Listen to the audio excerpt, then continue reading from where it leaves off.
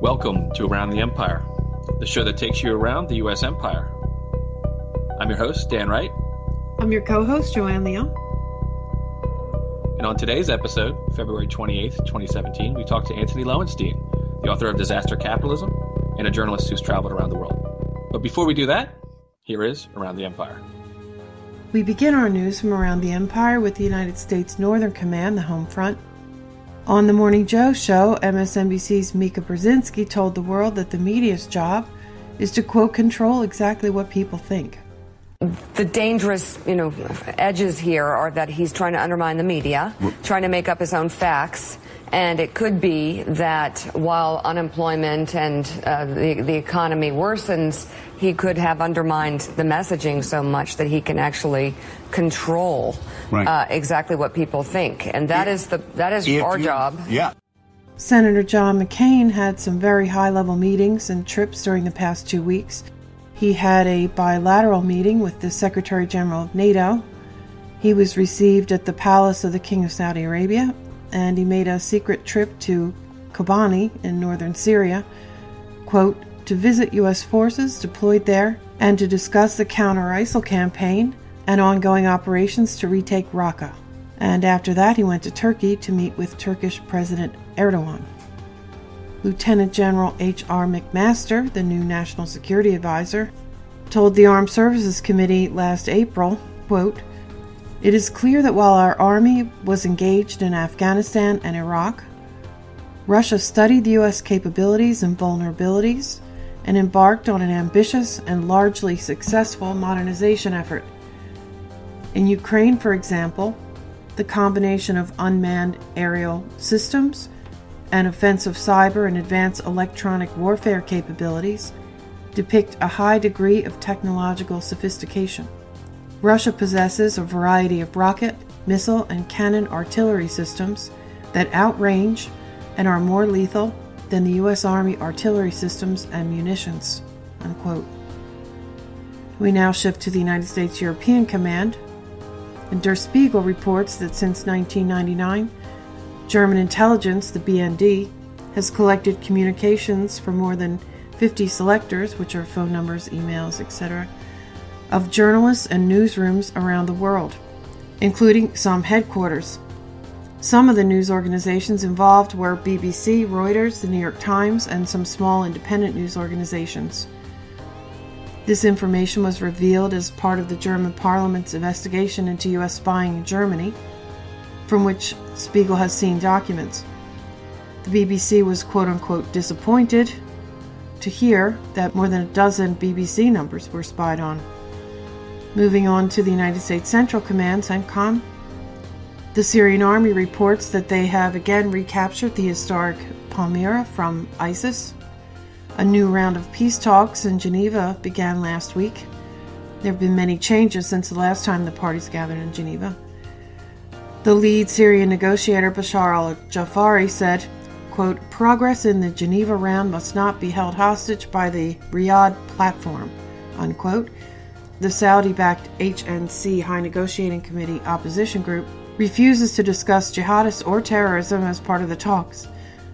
The HNC chief said, quote, we will not deal with it, and if de Mistura adds it at any time, we will not deal with it or discuss it, unquote. The Syrian negotiator said this doesn't surprise him because, quote, a lot of members of the HNC are considered terrorists, unquote. The Russian Foreign Ministry spokeswoman, Maria Zakharova, said that the HNC was, quote, de facto sabotaging the full dialogue with both the Syrian government delegation and with other opposition groups, unquote. The HNC spokesman criticized the Obama administration and said they're counting on the Trump administration to play a positive role. Quote, we are here to send a message to the new American administration, which is trying to fight terrorism, that we are the side working for peace and security in Syria, unquote. And he also said, quote, the Syrian people are paying the price because of the Obama administration's catastrophic mistakes, unquote. Expectations are that these talks won't continue much longer. They're faltering.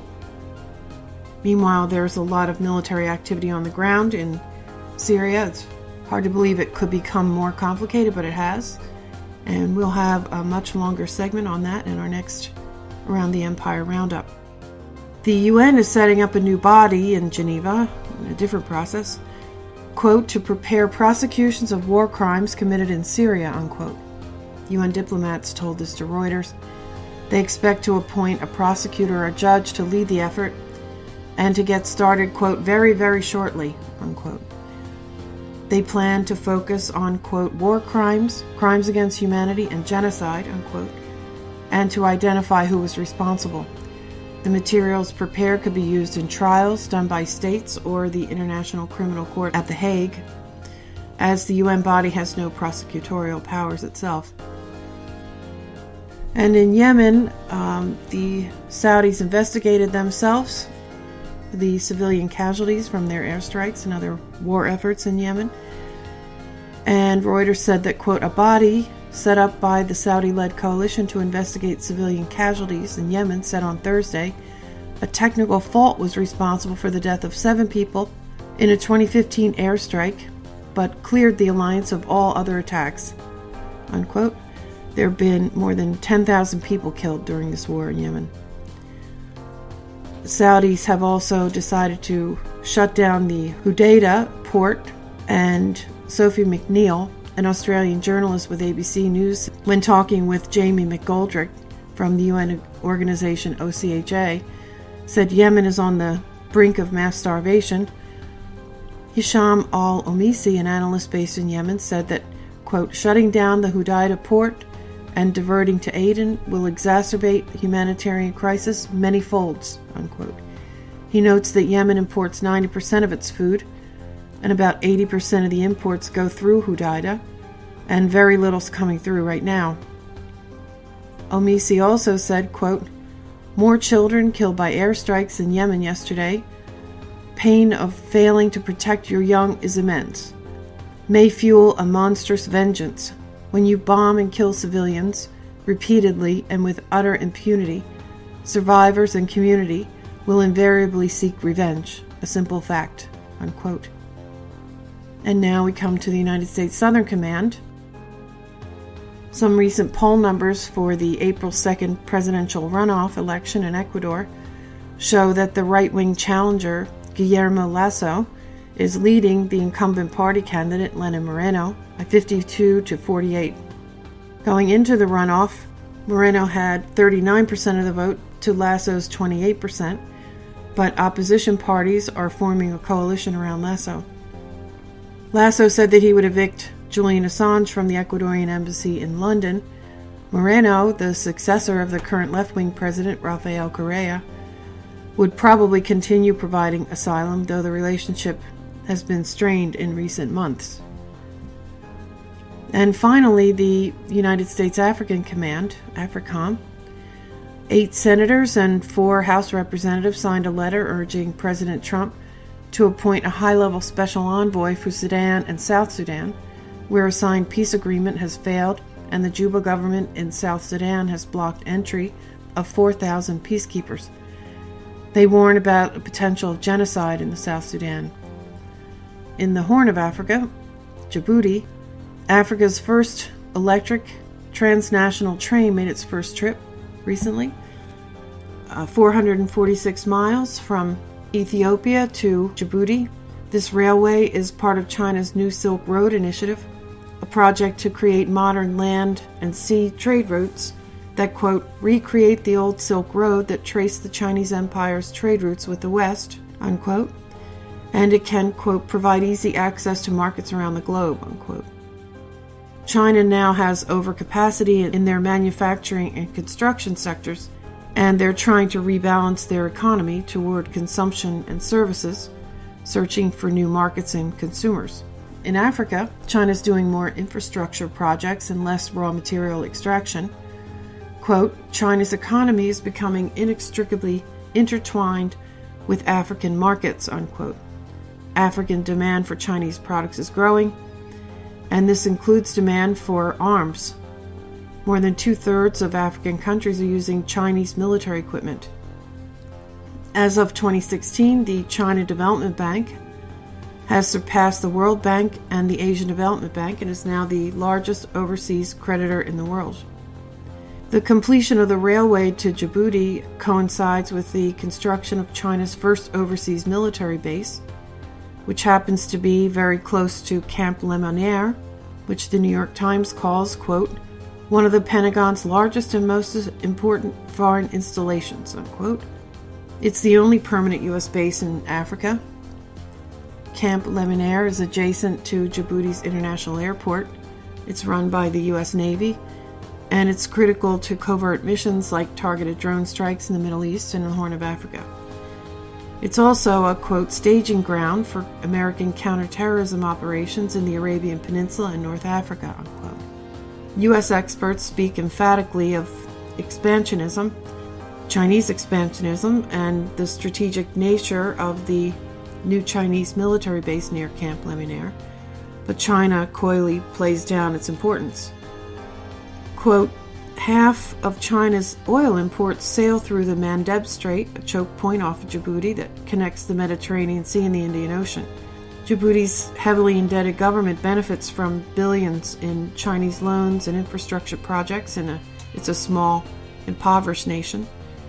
In addition to the railway, they're financing ports, airports, and water pipelines. Washington is worried about their alliance with the Djibouti government and say that they were blindsided by their decision to grant China a lease for the base. A couple of years earlier, President Obama's National Security Advisor, Susan Rice, was able to kill a similar deal for a Russian Navy base, or a Russian military base, by doubling their payments for Camp Lemonnier and promising pricey construction projects for an upgrade to the base. And for more stories like this, you can find our next Cold War Roundup at shatterproof.com.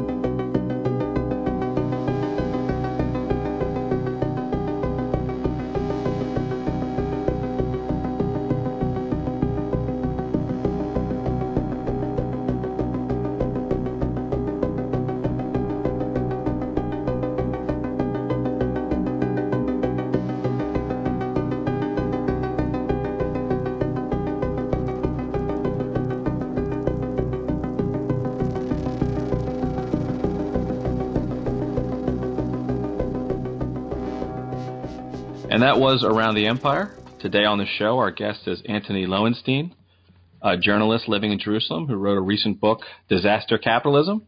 Thanks for being on the show, Antony. Thanks for having me, guys. Welcome, Anthony. Great to have you. Thanks. Okay, so I actually listened to your previous show with Kevin, one of our events on your book, and it's interesting because it talks a little bit about what it would be like if Donald Trump became president. And lo and behold, a few months later, here we are. And here we are.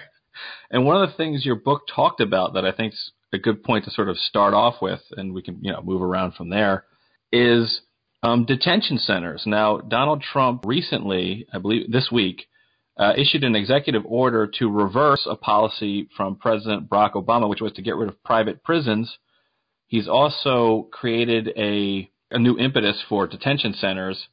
And so what happened is the private prison industry within the U.S., which had kind of been trying to figure out ways to transition out of the private prison industry, well, sort of I guess diversify would be the word, has decided to kind of go back into the market now that Trump is signaling he wants to make some major investments. What's your take, given that you've studied this industry, what's your take on Trump and whether you think he's going to make this industry work or not? What I would say to start off with is that these issues about the US obsession with mass incarceration and privatized prisons and detention centers for immigrants has been a problem for years across Democrats and Republicans. It didn't suddenly start, of course, on January 20 when Trump came in. We shouldn't forget during Obama, although you're correct, there was a directive to end privatized prisons in the federal system, though not the state system. But Obama also opened or supported a great number of privatized immigration centers during his 2 terms in power.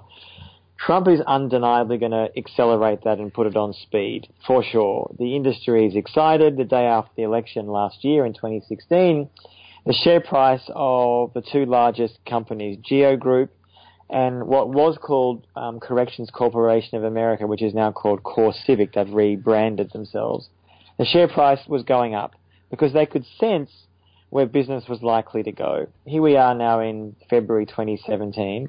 A few things. A, Trump is likely to allow a great number of immigrants to be imprisoned in privatised immigration facilities around the country.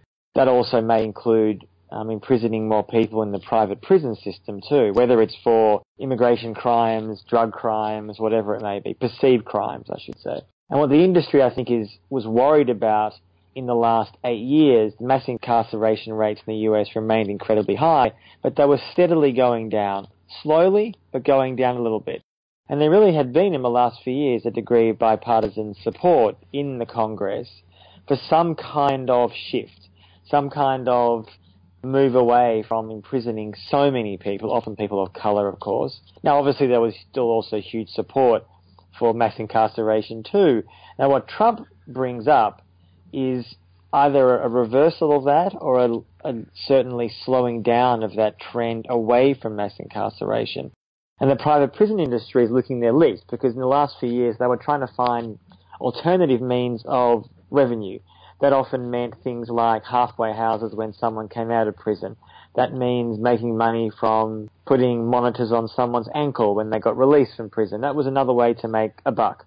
And those industries are going to continue and thrive as they were under Obama, as they will even more so under Trump. What we're seeing, of course, is a confluence of crazy events and private industry working around the Trump administration who are really excited about what the coming at least 4 years is going to probably bring. To put it mildly, it's grim. And plus, it's not just for people who don't know this week. Also, Jeff Sessions, now the Attorney General, issued, I guess, once again, revoked a previous guidance on enforcement of marijuana laws, like they weren't going to enforce it. And the Trump administration has said through its spokesman, Sean Spicer, and others that, they're going to start going after the dispensaries again, which was kind of Obama didn't decriminalize marijuana, but he kind of deprioritized it because it's legal on state levels. Yep. The Trump administration is going to both do that, and Trump has made it a major feature of his campaign. He reiterated that today at a CPAC speech about his belief, which is not supported by the evidence, which is that, the heroin epidemic, the opioid epidemic, is a result of a porous border in the South, on the southern border. Now, obviously, for those who actually know, the opioid epidemic is actually a result of prescriptions. Prescription, essentially, doctors are over-prescribing opioids, and people are getting addicted. It has really nothing to do with immigration or a porous border. But so he's kind of woven, and this is what we talked about, I think, with Ken Lipp last week. He's found a new way to kind of bring together and justify the incarceration state and the surveillance state, which the DEA, the drug war led this before 9/11. Now it's really a massive intertwined network. So it seems like it's going to be boom times for people who are surveilling and incarcerating the citizenry of the United States and, of course, foreigners in the sense of immigration. Right? All that's totally true, absolutely. And, of course, one of the crazy things about some of the proposed policies by Trump is that, and this is going to be curious how this plays out, there is now a majority of support, all polls show this with Republicans and Democrats, for at least medical marijuana. Overwhelming public support for the availability of that.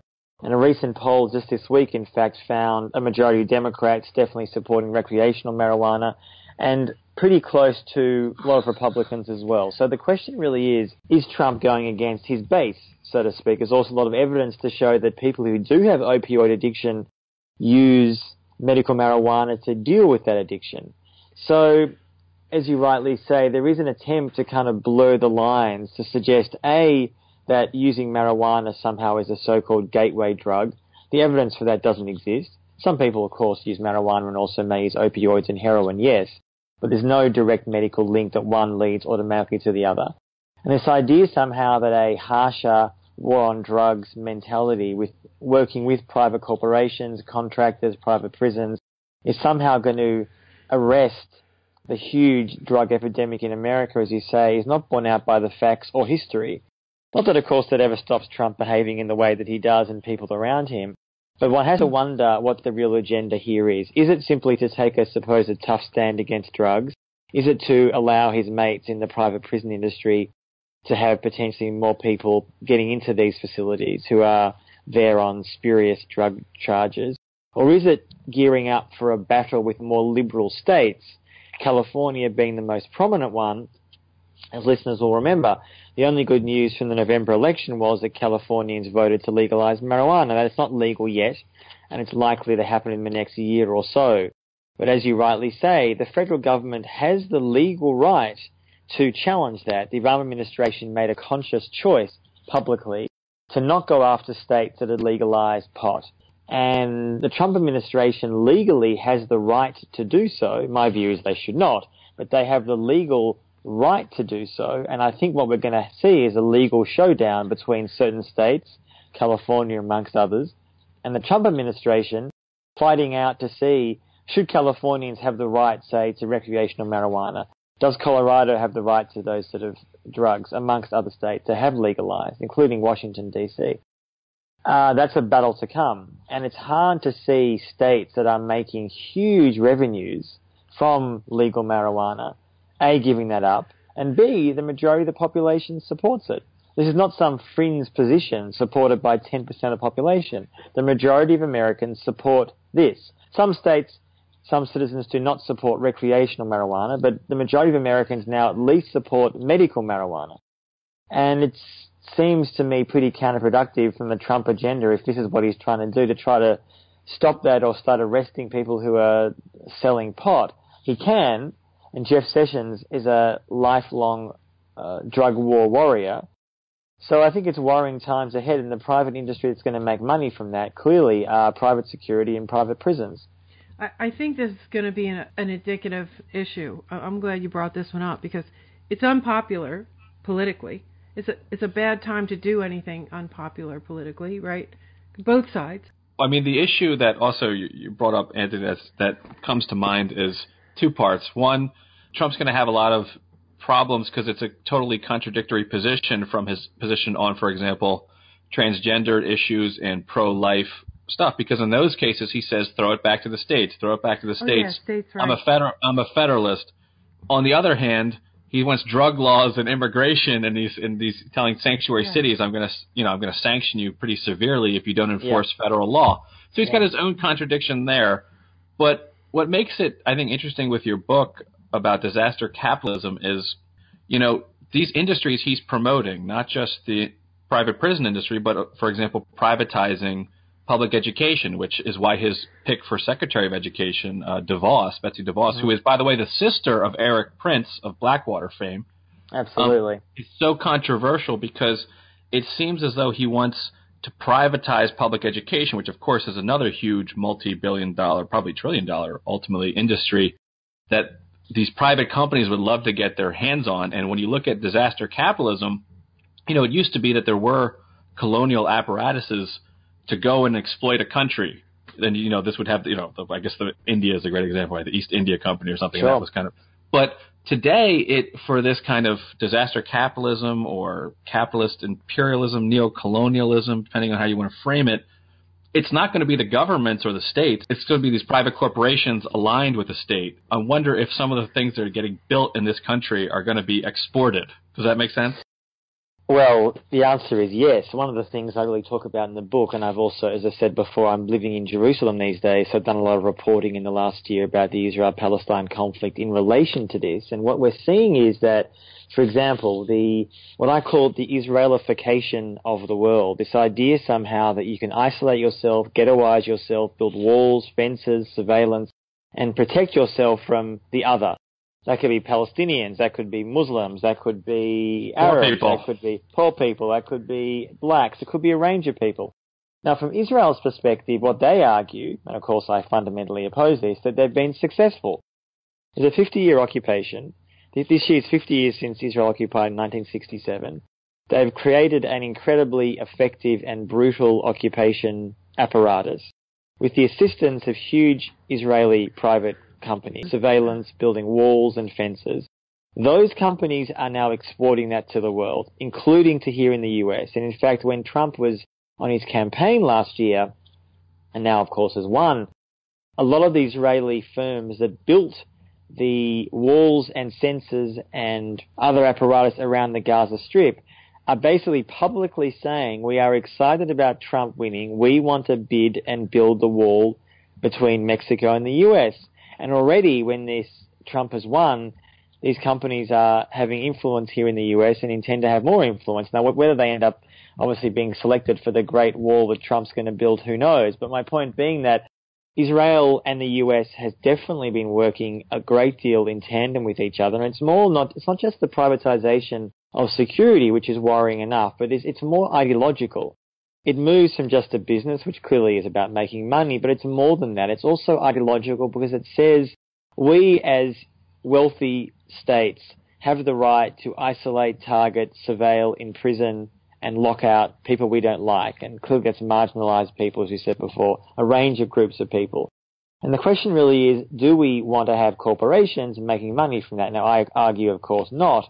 And the book goes into that in detail. But the thing that's worrying to me is, and I argue this a lot in my work, that the corporation, I would argue, has become more powerful than the state in many ways. And not that I idealize the state. The state, for example, if they ran all the prisons in the US and still had, as it is every night in the US, about 2.3 million people behind bars, that would still not be good. The fact that the state runs it doesn't make it lovely and humane. Far from it. The problem is a culture of mass incarceration. But when you have the private element, by definition, as I show in the book, and I spend time in immigration centers here in the US and elsewhere, unsurprisingly, these companies spend not much money on food and healthcare and education and any kind of rehabilitation within the facility, because why would they? There's no financial incentive to do so. It's much easier if they just provide the bare bones to the people who they're incarcerating. That's the sad economic reality of what, I guess, disaster capitalism is. Yeah, and the other aspect of that, for those who don't know, is lobbying. So they don't spend money perhaps on great services, but they do spend a lot of money on lobbying. And I don't know if you're aware of what happened here in New Jersey. I guess give it a little local flavor. We had a company called CEC who ran these halfway houses, and they didn't even put staff on there. So what happened, and the New York Times exposed this a few years ago, and I actually I interviewed one of the victims, is these people kept escaping because there's no security on the premise, and they're not really cops. So so one guy escaped and killed his girlfriend, and a lot of people are right. So they have no sense of responsibility. They said, "Look, we're just here to make money," and they did lobby to make sure. So when you have the profit motive on top of state power, which is what I think you're getting at, or what my interpretation is, you have a built-in mechanism of acceleration, meaning, okay, we're making money. How do we make more money? How do we expand markets? And they come up with ideas. I mean, a lot of these immigration detention centers and a lot of the ways by the way, they also lobby, and I hate to say this as someone on the left, but also as do the prisoner guard unions, for more laws to make things more illegal. So when you have this relationship where it's, expanding the law to incarcerate more people is basically business development. Yes. You're going to get a lot more of it than if it was just some bureaucrats who say, well, we have to administer the system. The voters demand that we attack poor people who are on drugs. Now it's like, no, let's not just do that. Let's figure out new ways. Well, let's be entrepreneurial. Well, there's also the integration between the military-industrial complex and the Homeland Security that's just getting closer and closer and closer. And speaking of Israel, they're very much plugged into the military and exporting weapons. DHS, they're a major contractor with DHS, these Israeli firms, and that's since Bush. They started out in Bush land being major contractors for the surveillance industry, quote unquote, and cybersecurity, big time, huge. Yeah, so I first noticed it during the Occupy protests, with city after city with the evictions. I mean, the police were in the same formations, they had similar equipment, and it was very clear that they all had the same training. Yeah. At that time, we didn't know about the sort of outsourcing of our police training, but Israel is one of the places they train for that, for riot control. So they're a major contractor, and, it's funny, Netanyahu defended Trump and tweeted out that, hey, we've got a security border on our southern wall, and it really keeps out illegal aliens. Absolutely. And that was, of course, he was criticized a lot for doing that. But the truth is, in a very kind of cynical logic, he's right. I've done some reporting in Israel about the fact that there were, until years ago, a lot of African refugees coming into Israel because they're fleeing genocide, wars, conflict in Africa. And the effect of that wall has been that the numbers of people now coming into Israel is virtually zero every year, and the Africans who are in Israel are treated as second-class citizens, including often the ones who were Jews. So it's not like the fact that you have to be just a non-Jew. If you're even, they're often Ethiopian Jews, many of whom are brought over to Africa in the last decades. They're often treated like second-class citizens, which you actually realise it's not really a question of religion, it's about a question of race and colour. And the so-called effectiveness of what Israel is doing, from their perspective, is exactly why they're so keen to sell it to the world. And a lot of European countries, for example, are also going to Israel getting advice, basically saying, we have all these refugees coming from the Middle East, please help us, build fences, build walls, help us stop these awful Muslims. That's, of course, how they frame it. And I guess the wave of populism that's going across Europe at the moment, particularly in the last year, and it's only going to get worse this year, I worry that Israel is going to effectively be able to neuter any political criticism about its 50-year occupation by saying, well, yes, you activists are opposed to the occupation, although they don't even regard it as an occupation. For them, it's just disputed territory, which is complete bollocks, of course. But on the other hand, Israel is able to sell itself as a global leader in surveillance, in cybersecurity, as you said, Joanne, as a range of other means. And the sad reality is that a lot of countries are desperate for that knowledge, and they're going to Israel to get it. And Israel wins twice in this scenario from Netanyahu's perspective, because on the one hand, the immigration issue creates a lot of fear. He likes it because he can use it to basically get Jews to leave Europe and come to Israel, which helps his demographic problem. But then secondly, there is an alliance between, I think, the populist ethno-nationalists and Zionist right, or the far right in Israel right now, who see they have a kind of similar worldview. It's not just anti-Islam, although that's part of it. It's like a sort of blood and soil sense of how the world works, and that, okay, Jews should be in Israel, great, and French men should be in France, so Le Pen coming up. So there's actually, I think, a sort of, I remember there's people who, I think Richard Spencer, somebody said white Zionism. I'm a white Zionist. And people are like, for a minute, scratching their head. But the Jewish Daily Forward wrote about it and said, actually, there's a lot to this idea that there's a far-right alliance between the far right in Israel and the far right in the West. Does that make sense to you as someone who's in Jerusalem? Well, it does, and it's something I've written about, and I'm glad you brought that up, because the alliance, on the one hand, is very much, we all hate Muslims, we can join together on that fight. So that's one side of it. But the other side of it, as you say, is just as insidious. What I've been documenting in the last year is the growing numbers of European far-right politicians, leaders, coming to Israel, being welcomed to Israel, being taken to Yad Vashem, which is the Holocaust memorial in Jerusalem, welcomed with open arms. These are neo-Nazis, proudly neo-Nazis. And the sense somehow is, now Israel, I'm not saying everyone in Israel welcomes them, of course they don't, but you have Likud ministers. Likud is the government, is the party in power in Israel, seeing a commonality. So when you have, for example, this idea somehow that says, well, we hate Muslims together, we can join in that. We have this vision of the world, which is fences and ethno-nationalism. And as you said a minute ago, the issue of Richard Spencer has, from the opposite perspective, been incredibly clarifying. He has argued recently, and he's far from the only one, that obviously he doesn't imagine a country which is full of Jews. He likes, as you said, the idea of a country which is proud and Christian, conservative, and white. And Israel is seen as a country to admire in that level because, in his view, and people like him, Israel has not bowed to international pressure to treat Palestinians better, to treat brown people better, to treat black people better. And the worrying alliance to me is when you have now in the US and in Europe far-right figures in political parties working together and speaking together with prominent Jewish groups.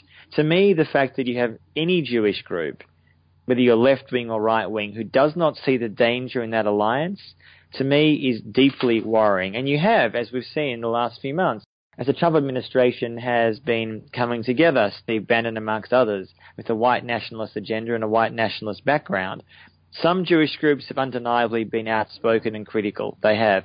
But some of the more prominent groups have been silent or supportive. Yeah, run interference.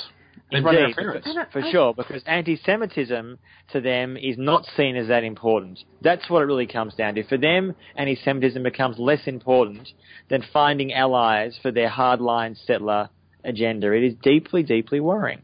Well, I mean, just to real quick on this, just to continue with it for a second, just there seems to be two parts. So one, the criticism, it's almost like the far right in the United States likes the criticism. Like when people on the left here, I think, by the way, increasingly accurately say, this looks like an apartheid state. For them, they go, we liked apartheid. For the far right, they liked apartheid. And there's actually, if you look at some of the historical, the South African apartheid state had a great alliance with Israel. I don't know if people know that or not. And people who want to look at the South African nuclear weapons program. But there's also a sort of a sense that I get, at least, and I've already seen other people say this, which is that the far right in Israel, which is ascendant because they've had so many children, they're going to win electoral contest after electoral contest. They seem to also have an almost, and this is strange, a commonality with the far right in that they also don't like the diaspora. They don't like the diaspora people that much, and which is strange because that's kind of who you would think they would align more with that than the far right. But there is kind of like a mutual contempt almost, which is very strange. I don't really know how it emanates, but they both seem to have contempt for the diaspora to some degree, or, hey, isn't it great? You're right. You should come home. You should come here. You should come here and live.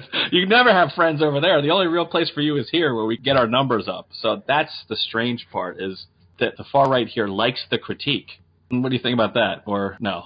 I agree with that. I think one of the strange things, as you rightly say, is the sense somehow that the diaspora is both liked and despised. On the one hand, Israel would like to have far more Jews come to Israel. On a numbers game, they are worried in the coming years that there are going to be more Palestinians than Jews, which arguably is already the case according to demographics, which makes Israel, by definition, an apartheid state. I mean, if you're ruling over a majority as a minority, that's what that means. But the other weird thing is, in fact, Israel needs the diaspora, because without the diaspora, particularly American Jews, Israel would not exist. And more importantly, anti-Semitism that does exist in parts of the West, possibly getting worse here in the US since the arrival of Trump, actually what Israel uses and abuses for its own ends. In other words, if anti-Semitism suddenly stopped, what is the argument for Israel? The argument for Israel was always, we need to have a safe homeland for our people.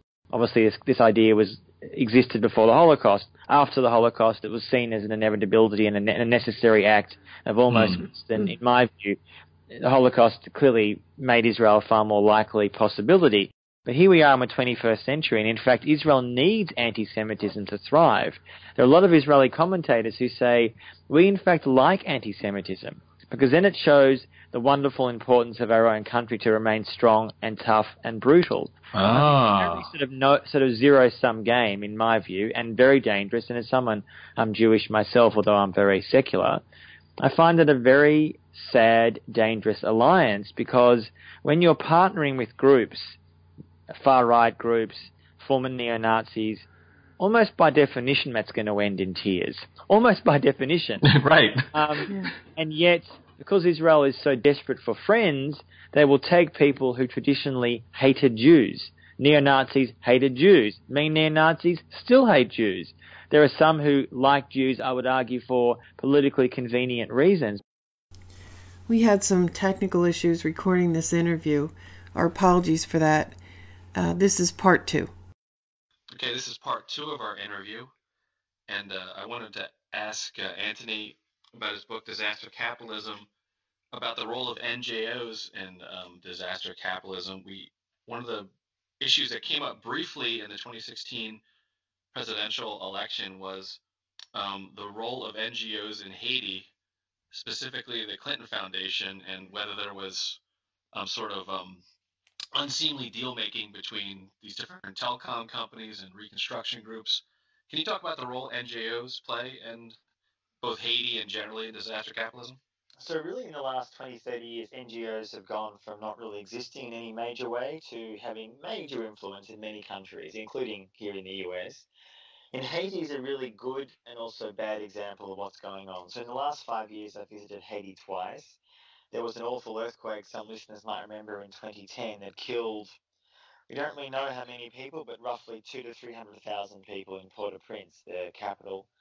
And Haiti, before the earthquake, was pretty broken. It was already the poorest country in this hemisphere. And the Clinton Foundation, which obviously, when Hillary Clinton was Secretary of State, in theory had no involvement in, but in practice, many of those relationships that the Clinton Foundation made over the years certainly were quite beneficial to the foundation.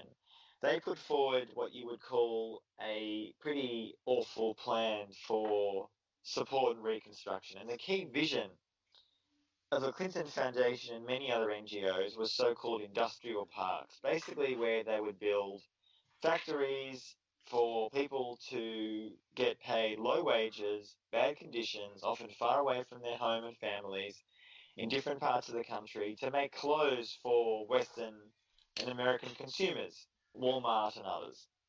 And here we are 7 years on after the earthquake in 2017, it's been a complete disaster.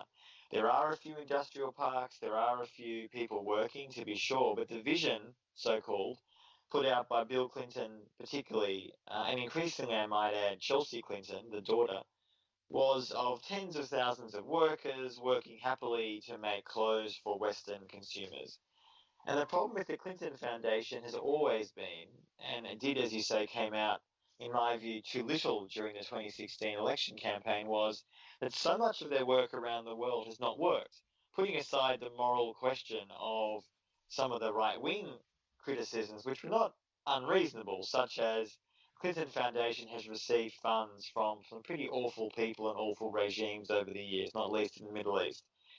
Some of which were secret, some of which were not, and some of that came out during the campaign last year. Obviously, that was being used by the Trump administration to criticize the Democrats. But some of those criticisms were fair, because the Clinton Foundation has a very kind of murky relationship to some of those regimes, in the ways in which Hillary herself, I would say, abused those relationships while she was Secretary of State. So Haiti is an example where there was a so-called army of NGOs that fled into the country after the war, after the earthquake, I should say. And what you see years after, and I was reporting on this for the book, Disaster Capitalism, also the film that I'm working on with the same title, which I hope will be coming out this year, 2017, is showing how NGOs too often, mostly from the US, but also from other places, too rarely actually asked what local people wanted. It was really about going into the country and telling Haitians what to do, how to rebuild, how to reconstruct their lives. And the truth is that, with a few exceptions, and some NGOs did some wonderful work, to be sure, the results speak for themselves. The country's regime was dysfunctional then, and it remains dysfunctional. But there was almost an NGOization of the problem. In other words, NGOs were replacing government services, and the effect of that was too often no accountability. Haitians themselves were not being trained or educated or helped. So when the Western NGO left the country, as they inevitably do, Haitians are left standing, saying, well, what do we gain from that? We haven't got a new home. Our conditions still are terrible. Our environment's poor. We're still living in a slum. Now, that's not just the fault of an NGO. Of course it's not. It's the fault of a failing government. And also the US, during the Obama years, gave huge amounts of money to Haiti, much of which has disappeared into the ether. Who knows where it's gone? And the cynical view is that the Hillary Clinton State Department was well aware of this. And a lot of people we spoke to for the book and for the film were saying that the State Department doesn't really understand a place like Haiti. Their so-called vision is of a place that can be useful to Western consumers. And the turnover in these in the State Department, along with NGOs, often is very high. So therefore, there's no institutional memory. So, of course, there are exceptions to this, but you regularly have NGO workers living in lovely conditions with lovely cars. Now, I'm not saying NGO workers should live in slums. I've got no problem with people living a decent life. But the problem is that in a place like Haiti, the disparity between this reality and what people actually are getting there is so great.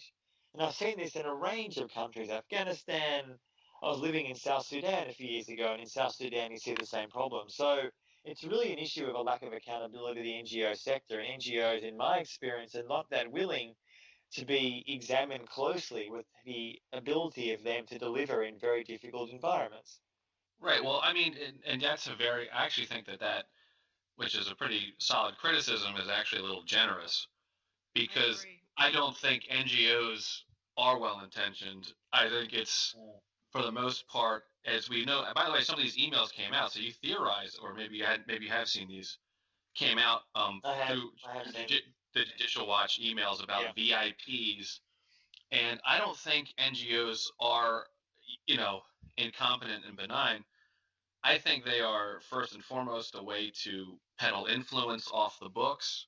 I think they're neo-colonialist for the most part. I don't think they actually are well-intentioned. And I'm not just to pick on the Clintons in Haiti, but what you saw in Haiti was the NGO as business developers for people who were making contributions to the foundation, but also who were in political alliances with the principals. So, for example, you had the Irish telecom billionaire who wanted a contract. Now, he can't. Now, maybe he's directly lobbying the government too, but he's also getting help from Bill Clinton and other people who are lobbying, and they're using the NGO as a really partly partly for a number of reasons. One of which is to avoid, they thought, avoid Freedom of Information Act laws. So they're avoiding transparency. So the NGOs are a mechanism to avoid transparency, and they're also a kind of structure of, Western capitalism, if you like, to get their claws in. Now, I know there's different interpretations of this. This is why this is an important discussion, because I know people who work for NGOs. They really care. They're there to do the good work. But those are the line people. That is not the staff. The people who staff these organizations have agendas. And it's mostly personal, political, or financial. And it's not really, respond to that, I guess. I guess my response to that would be, in many ways, you're absolutely correct. There's no doubt, you're absolutely correct. However, I guess the slight pushback I would have, and this is an issue which I've struggled with myself. I've never worked for an NGO, but I've struggled with it when I've seen where NGOs operate. Let's go to an even more extreme example than Haiti, South Sudan. Now, South Sudan I was living in 2015. I was there for the year. Now, South Sudan has a failing government. It's a failed state, backed by the US, and the US responsibility there has been a complete disaster because they've taken very little responsibility for building up a state and supporting war criminals in government. And here we are, 7 years on, 6 years on after the independence of South Sudan, which remains the world's newest country, and the country's in ruin. The country without the UN and NGOs undeniably would not exist even as it is now. There's massive famine, there is extreme violence. So I would not argue in a place like that, and I saw this up close, that NGOs, so to speak, are in inverted commas saving the country. Is there an agenda? Absolutely. Is an agenda often to maintain and increase their influence? Absolutely. The problem is, in a place like South Sudan, I wrote about this extensively when I was living there, and since, if the UN and NGOs pulled out tomorrow, the situation would be far worse. And at the moment, there is no, I would argue, in a place like South Sudan, viable government, other body, accountability mechanism, call it whatever you want to do. So that does not mean that NGO, which is an unelected body, should run South Sudan, say. I don't think that for a second. Not at all. But what I'm saying is that we have developed an international system deeply unaccountable and deeply aligned with certain corporate interests, to be sure, that have allowed a situation like South Sudan to develop, or like Haiti, where NGOs with a variety of agendas, some of which I think are decent and many which are not, to essentially replace the government of the day. And the governments themselves often like that arrangement, and the US itself likes that arrangement because it's one less level of accountability for themselves. So I agree with a lot of what you say, yes. But I also would say that the not opposing view, but to challenge that position is to say, in a lot of countries that I visited in, both for this book and film, but also elsewhere, there is no, at the moment, viable, workable model to keep average South Sudanese, for example, alive. It is literally a matter of life and death. And again, that's not to defend NGOs with other agendas, far from it. And I'm deeply critical in the book of them and the film, highly critical. But it's a real conundrum. And I think there is a need for a much broader international conversation about, do we want unaccountable bodies, NGOs and the UN, running countries? Because that is what is happening in a place like Haiti and, say, South Sudan, amongst other places. And Yeah, but okay, I was going to say, isn't the theory, the theory behind a lot of this stuff, particularly when you talk about countries with governance issues, was to say, look, if we give the aid directly to the government, they're going to steal it. Yeah. And so, therefore, we need to have a sort of direct route to the people. And what is, I think, disappointing for some of the reasons I laid out is you're seeing that, well, over $100 million went into Haiti, people's donations. They gave them money, and it went through this maze of NGOs. And at the end of it, what did the people get? So you had to say, well, if we gave it directly to the government of Haiti, oh, they were going to steal it. They're corrupt. You can't trust these third world governments, these developing countries' governments. They're so corrupt. They'll steal it. Okay, well, then we gave it to these NGOs, this coalition, this confederation of NGOs, and the money didn't get there either. So it looks like so if NGOs were there to solve the problem of we can't give it in direct grants to the government because we don't trust the states there to have transparency, and there's too much corruption, it doesn't seem like the NGOs really solve the problem. And I agree with you. Don't get me wrong. I agree with you 100%. And to me, I think that one possible solution to these issues, and it's something I've written about and I discuss it in the book, is that there needs to be a realization of a broader picture here, which is, it's easy to say the government in Haiti is corrupt, which it is, undeniably. But at the same time, who's propping up that government? Who's backing that government? Washington, various other states. They want those governments to be there. So if there's no real pressure on governments to be more accountable, we can't be surprised that those governments are corrupt. But at the same time, I agree, the NGOization of a country like Haiti has solved none of the problems. Yes, I've been there twice in the last 5 years. And in the second visit, yes, there are a few new roads. Yes, there are a few new buildings. Yes, a few people have been moved out of slums. But the vast majority of the country remains broken, particularly in certain areas more than others. And they had the funds to change it, though. I mean, they were given enough money. I mean, Haiti is not if you're given over $100 million, there should really be some payoff. Well, in fact, I was going to say that money, in fact, is a really underestimate. In fact, the US under Obama pledged $10 billion. Oh, jeez. Much of which, in fact, never went to the people, let alone anyone who needed it. And all that money does not go directly to NGOs either, just to be clear. But some of it does, and I discuss in the book, one of the key problems is the so-called boomerang effect, where the US announces $10 billion in aid. Everyone goes, wow, that's a lot of money. That sounds great. The corporations that often are making the money from that, based in the US and elsewhere in the West, are getting and bidding for those contracts. So the money, in other words, stays in the US. Corporation X, based in, say, Carolina, bids on a contract. They employ Americans who go down to Haiti for 2 months, 2 years, whatever, rarely, if ever, engage Haitian people themselves. So the Haitians are not getting the money. They're rarely seeing much benefit at all. And they get pretty pissed off. I mean, you go there, as I have, and you speak to people, they are saying, where has all this money gone? We don't trust Clinton. We don't trust Obama. We don't trust Trump. Not that I've heard them say that, but rightly so, they would not trust him either. And it's a real issue. But to me, when Obama was running for president in 2007, he pledged, never, I must say, did anything about this in government, pledged to really clean up the contracting system, which does tie into the NGOization of an issue. I don't think he mentioned Haiti particularly. He was talking about more Iraq and Afghanistan post 9/11. Which is the same dynamic, really. Same dynamic, exactly. And Obama did nothing really about that. Unaccountability has not maybe got worse, but it didn't get any better. He just didn't do anything about it. And that's the problem. And I don't think Trump's going to do anything about that either. Well, I think there's a few things. First of all, it seems to set up a perfect model for exploitation, and it's the other thing that's very much valued by us, for example, is a stable environment for exploitation, because that's what our corporations value.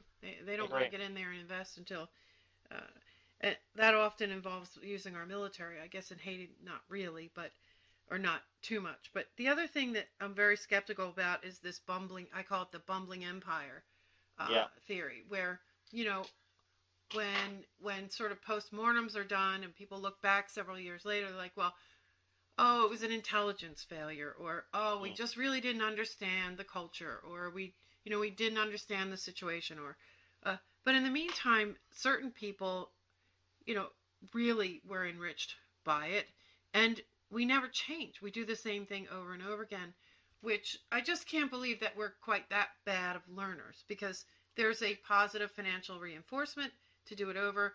In fact, I think...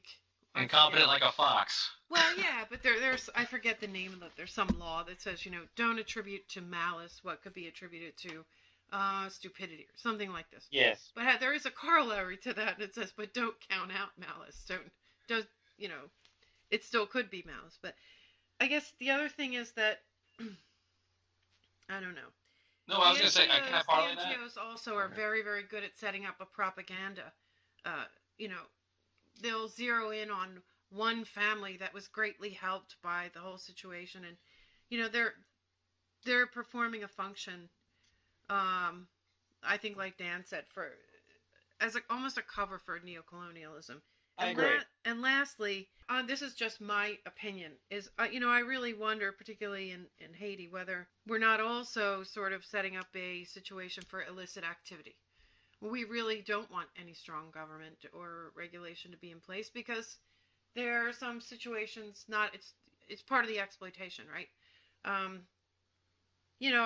think that there are things going on in these places where a weak government is to someone's advantage. I don't know exactly whose advantage. I agree. Look, I mean, in Haiti, just for listeners who maybe aren't aware, the US has had an awful relationship with Haiti for 100 years. Awful meaning awful for the people of Haiti. I mean, essentially, the US has backed dictatorships for 100 years. In the last 15 or so years, there were sort of more democratic elections, very flawed ones. Haitians did a few times vote for more democratic leaders, and there were coups that the US supported to overthrow those leaders. Yeah. And the recent government, which was in power for most of the last 5 or so years, was a deeply corrupt regime. The US backed it 110%. When there was an election held during the Obama years, a different person and party won. Clinton goes down to Haiti and essentially says, no, we select this guy. And this guy becomes the leader of the country. Haitians don't forget that. Haitians know that. So when an earthquake happens or a disaster happens, and the listeners will be aware, there was a hurricane last year, Hurricane Matthews, that struck a different part of Haiti, not Port-au-Prince. And some of the development money, some of it that did end up going to Haiti after the earthquake, some of the money, all of it went to waste, does go to the people. A lot of that was destroyed in this hurricane. Now, the rebuilding process will take a long time. It is a complete disaster after another. And one of the things that I heard constantly in Haiti from Haitians, and not just in Haiti, elsewhere, is we're not opposed to Westerners helping us. Often after a disaster, we literally could be a life and death. We might need food, we might need water, we might need shelter. Yes. But do not think that you always come here knowing more than we do. This goes back to both your points before. A neo-colonial perspective that says, you natives don't know what you're doing, we do. And in some cases, yes, there are examples of certain building, maybe earthquake-proof buildings that foreigners might know more about than locals. Okay, I can accept that, possibly, and I saw that when I was in Haiti last time. But in the vast majority of cases, locals know 1,000 things more about agriculture, about local culture, obviously, than a Western contractor. And too often, as I said, there is a culture of dictating how things should be from someone who is flying in from, say, New York or the US somewhere and stays there for 2 months and preaches how things should be to a Haitian who lives in the country.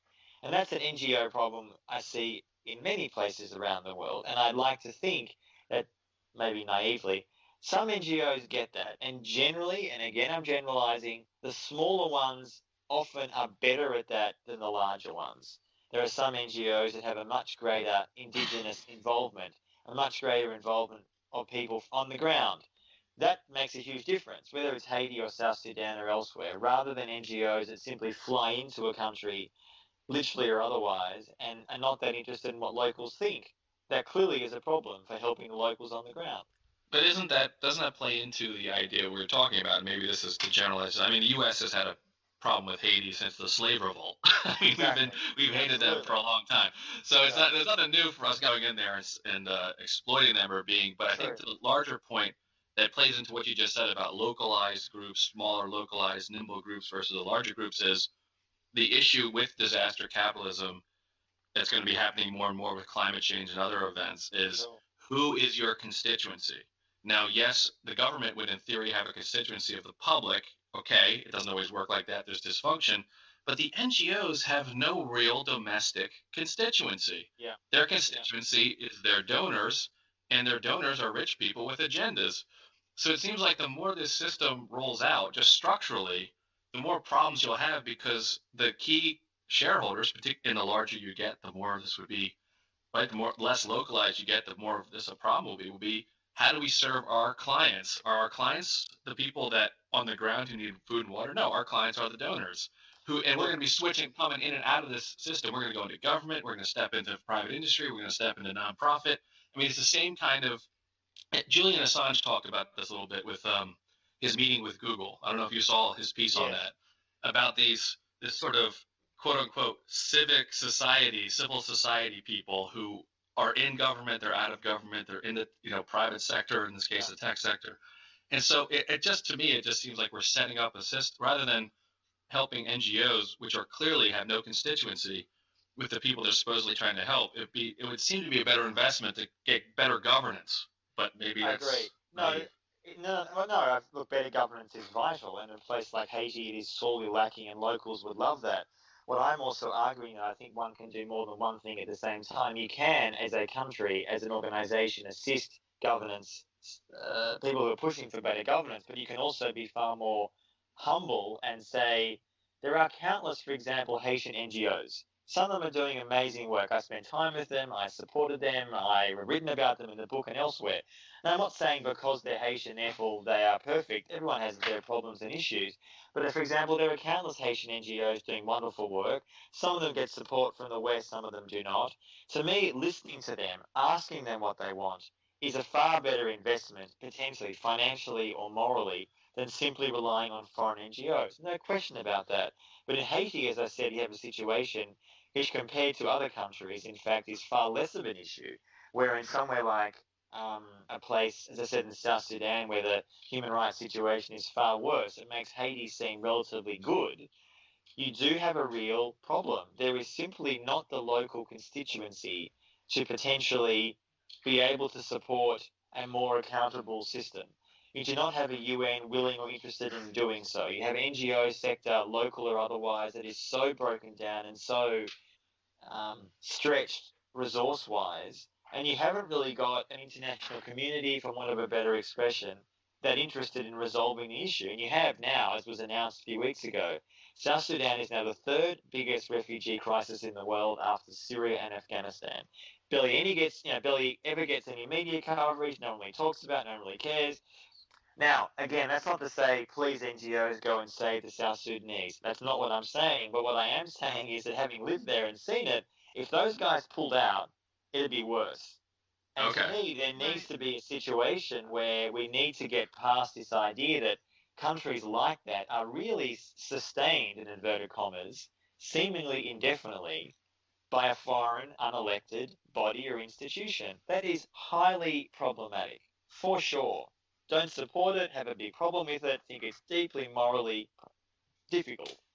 But on the ground, I've seen in some of these remote areas where people literally, it's a matter of life and death, would not be getting food and water. What do you do? Do you sort of say, well, they shouldn't be there being neo-colonial? I'm not saying you guys are arguing that, but you could say that. But I'm telling you, if they pulled out, those people probably would die. Simple as that. So it's better than nothing, but it's not good. Absolutely. And it's, again, South Sudan's not Haiti. I'm not saying it's a global issue. It depends on country to country. But there are real issues in places like that, yeah. I have also supported some of the NGO work, and particularly in Haiti. But I guess what I'd like is a little more honesty about what the real motives are, because unless there's something that works to the power elite's advantage, we just ignore problems around the world for the most part. And it feels an awful lot like the British Empire. And we weren't too fond of the British Empire, if you remember. I feel rumors that, well, Australia, of course, was colonized by the British, and now we have very mixed views about them. But yes, I know. Right. But I also understand some of the great things that they did too. But there was always an exploitation factor. For sure. Undeniably so. And I think there's been, and of course we haven't even talked about the UN, which is a unruly, crazy, bureaucratic nightmare. And again, having spent over a decade deeply critical of how the UN operates, again, I'd say in a place like, say, South Sudan, without wishing to always go back to that example, the UN pulled out tomorrow, things would be far worse. Doesn't mean there's not major problems there. There's abuses of sexual assault of minors. All that is horrific. Horrific, unacceptable, problematic, for sure. But the reality is, as I said, if those organisations, there's no real incentive, unfortunately, at the moment, for those organisations to be more accountable. And that's going to get even worse under the Trump administration, because Trump's view of the world is, on the one hand, different to Obama, but that's not for a second to excuse Obama. Obama, on these sort of issues, was pretty, well, willfully blind, ignorant, distracted. There's a range of different areas you can view it as, either benign or otherwise. I mean, Obama, when it came to these questions, was pretty much hands-off, which meant that US empire could work to the best of its ability. And that's the value, and Anthony, that's the value of disaster, right? Absolutely. We're talking a lot about capitalism, but the first part of this is disaster. And when a disaster, quote unquote, happens, the whole idea of that is much akin to emergency powers, meaning we have to suspend our normal accountability processes because it just makes things so difficult. It's so hard to comply with the rules. So it looks like this disaster dynamic is always, you have a system in place where, there's all these issues, right, but now we have a disaster. So forget about all those issues. Just give them the money. Of course, and I mean, let's face it, Afghanistan is a good example of that, because it's now the longest war in US history, and those rules, if they ever existed, have pretty much been suspended since 2001 when the US invaded in October. And I've spent a lot of time in Afghanistan and written about it. It's in the book and the film in progress, Disaster Capitalism, as well. And you see there, the US has invested insane amounts of money. At least, no one knows exactly, but at least, this is just in aid, putting aside the military investment, probably at least $120 billion pledged. That's obviously by the Bush administration, Obama administration. A lot of that has disappeared, gone to waste, paid off warlords. There are so many problems with the aid industry in Afghanistan. And again, what I guess I'm calling for, and others as well, is the argument for me is not to say, do not give aid, resort to isolationism, the world doesn't exist, let US empire work doing its wonders wherever. That is obviously not what I'm saying, and that's, I guess, in theory, what I think some people actually, Anthony, it just happened. I hate to tell you this, but the budget proposal yesterday from Donald Trump was $54 billion increase in the U.S. military spending. What he did was he said he will offset that by canceling out foreign aid budget, which is $58 billion. So if you're worried about America dropping out, I hate to break it to you. The new president just said we want to completely defund foreign aid, and I have even more bad news. Which also, please. I was gonna say just to add a little bit more ingenuity to this. The U.S. was people polled. Right, they're polling the American citizens who, voted for Trump and voted for this Republican Congress, and something like 60% believed Medicare was not a budget problem, which it is. It's a huge budget problem, and almost all of them thought more money was spent on foreign aid than Medicare. So not only do these people want to defund foreign aid on principle, but the public seems to think the U.S. is just giving oceans of money overseas, and it's actually spending comparatively less than other countries spend, including other industrial nations. So if that's your worry, my friend, it's going to be a long 4 years. Not only do we not have constituents, the NGOs, but have a lot of anti-constituents. And some of anti-UN, too. Some of it's due to misunderstanding, but I think some of it is due to not being honest about the way things For sure. have been going on. And I think also, I'll just say this very, very quickly, what's been also worrying is the growing alliances between the US military and aid organizations in the delivery of aid. And I saw that in Afghanistan as well, where there's a really dangerous growing collusion. Not all NGOs, some NGOs refuse to work with the military, and I support the refusal to do so. But some NGOs do. That's USAID, but also other NGOs in the delivery of aid. And that really is dangerous for, just in a practical level, NGO workers, because often NGOs are therefore confused with the US military and are more prone to violence or kidnapping. But in a broader sense, it's the militarization of aid, where there should not be a situation where you are reliant on a US empire military establishment to get your basic services delivered: water, fuel, shelter, whatever it may be. And of course, the argument the US military will use is, well, it's not safe to go to Area X unless you're with us. But the problem with that is that requires, to me, local groups to work or to be listened to far more in relation to NGOs that want to operate in that area. That's become a huge problem in the last, since 9/11. It happened before then too, but it's accelerated in Iraq and Afghanistan since 9/11. And it's deeply worrying because too many NGOs, in my view, are willing to suspend their supposed independence, and we can argue whether they are or not, to work with the US military in delivery of aid. And that's a very, very dangerous and growing problem. And look at what happened. I mean, USAID, for those who are listening, is one of the key fronts for CIA activity. So for people who don't understand this, the USAID in Afghanistan in the 80s, even today, and recently, they created an incredible problem for aid workers, which is the USAID with CIA being the face of a CIA, or the front for a CIA operation. They had a polio vaccination program in Pakistan. And what was happening was the CIA was using it to get intelligence, some of which has supposedly helped the bin Laden raid. And as a result, Pakistan is basically cut off, or at least for a brief period of time. Maybe they ended it, but for a period of time, they kicked out polio vaccinations because of this CIA infiltration effort. It became worldwide news that you've been using these doctors to do intelligence work. And, there you go. Talk about the politicization of aid. Now you have people who won't take polio vaccines or aren't even allowed to participate in that program. That's killing kids because you're using this as an imperial you're putting it part of the imperial apparatus, and you're having aid workers become intelligence agents.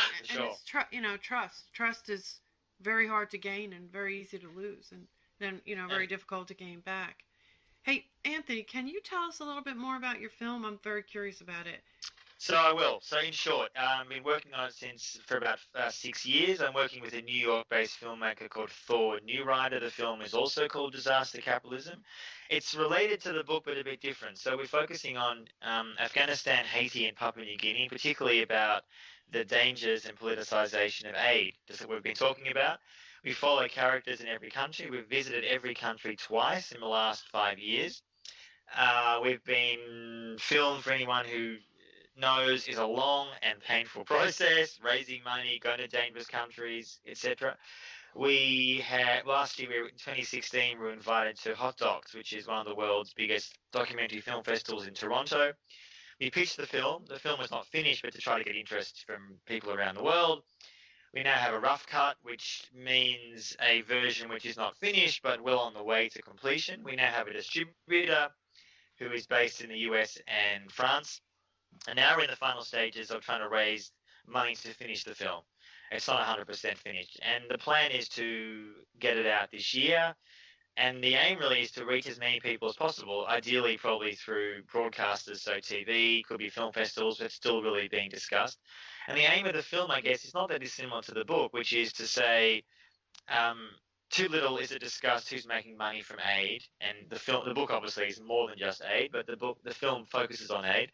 And why has so much insane amount of aid to these countries, with exceptions, not really helped the countries or the people in these countries? Why is that? What are the agendas going on? And we follow certain characters, locals, who can explain that to a viewer. And to me, I'm in the film as the kind of, I guess, I hate to use the term journeyman, but as a guide, so to speak, through it. So I'm excited about it, but after 6 years, it's exhausting, and we're ready to finish it, and there's still time. I mean, in one level, it's sad that the film is still timely. Nothing has changed. Obviously, certain names have changed. There's now Donald Trump. We're still discussing how we're going to address his administration, but as you've just been saying, he's going to cut foreign aid, so that'll be obviously part of the film. We're not quite sure how we're going to deal with that yet. And I should say that the idea of a reduction in foreign aid, not to support the Trump administration, but a reduction in foreign aid in some areas would not inherently be a bad thing if it brought greater emphasis on governance, which it won't. Which it won't, yeah. Which it won't. So, So the film, and people, listeners can go to Disaster Capitalism Film. It's a website. It's got details about the film. It has a trailer, information about all of us, and watch this space. Coming out soon. All right. Okay. Sounds great. Looking forward to that. Yeah. Thank you so much for being on the show, Anthony. And Thank you so much for having me. Great to talk to you. Lots of fun. I hope we can bring you back. Thank you so much. Thanks, guys. All right. Bye. Bye now.